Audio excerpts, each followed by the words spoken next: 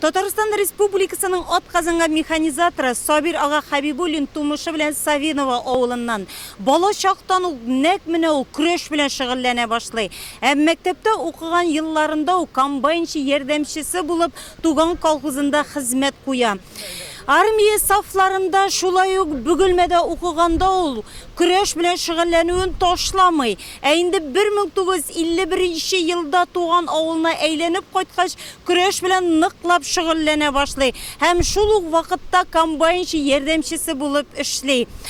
Нәкъ менә шул чагында ул сабан туйларда катнашып, күп тапкырлар батыр булып кала. Көрәшчеләр мәктәбенә Чулпанда нәкъ менә Сабир ага Хабибуллин нигез сала да инде. Бүген республика күләм турнирда катнашкан 12 яшьлек малайлар һәм кызлар кебек Сабир аганың бала чакта мавыгулары сабантуй батыры булып калу дәрәҗәсенә китерә.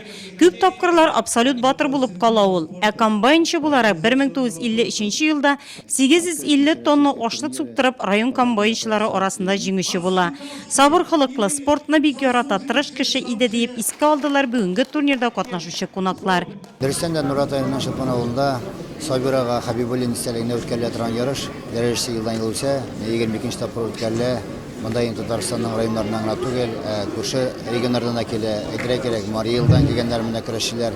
Мин шанам киләчәктә шушы авылда республика күләмендә генә түгел, дөнья күләмендә келәм татырган спортчылар, туарлар һәм үсеп чыгарлар шөгыльләнеп дип өметләнеп калам.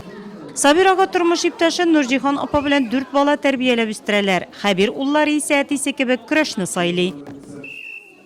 Шатлык та, горурлык та.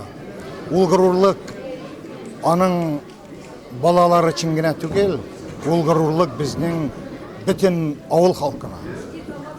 Ул яшь үсмерләр өчен үрнәктә, алдагы көндә нинди юлга басып хезмәт белән, тырышлык белән уңышка ирешү юлын күрсәтәбез без яшь кешеләргә. Шуның өчен мин бик шат безнең туган авылыбызда шундый турнир үткәнгә. Мин бик шат безнең районыбызда шундый турнир булганга. Ул мөмкинлек бирә безнең яшь егетләргә, яшь кызларга Россия чемпионнары, дөнья чемпионнары булып бу хезмәттә, җәмгыятьтә үзләренең урыннарын табып, ышаныч белән, шатлык белән тормышны алып барырга зур мөмкинлекләр тудыра. Чулпан авылында Сабир ага Хабибуллин истәлегенә Билбауда көрәш буенча республика турниры быел 22нче тапкыр үткәрелде. Сабир ага үзе исән чагында аның призына 19 тапкыр, вафат булганнан соң 3 тапкыр якты истәлегенә багышлап. Катнашучыларның географиясенә караганда турнир елдан-ел популярлаша бара. Кичкенә генә бер авылга республиканың төрле районнарыннан, төрле шәһәрләреннән спортсменнар килгәннәр.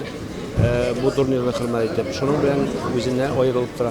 Бу турнир инде 20 ел дәвамында шулай республика күләмендә оештыра алгач, мин ышанам, что алга табада бу көрәш бераз үстереп, Россия күләменә чыгарга мөмкинчелекләр булыр дип уйлыйм.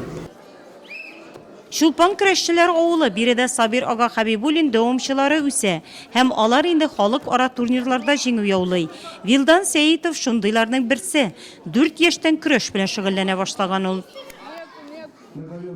Көрәш миңа бик шый.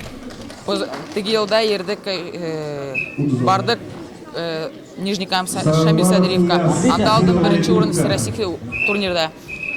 Потом теге елда йөрдек еще в Казаньга. Анда алдым 2нче урын Пермь Россиядә. Бу елда йөрдек, бардык Рязаньга. Анда алдым 2нче урын Пермь Россиядә. Иң беренче булып келәмгә 32-36 килограмм авырлыктагы яшь көрәшчеләр чыкты. Бил алышу бер вакытта 2 урында барды. Барлыгы 19 үлчәү категориясендә көрәште алар. Шуның 7се кызлар. Нәфис затлар көрәш белән яратып шөгыльләнә.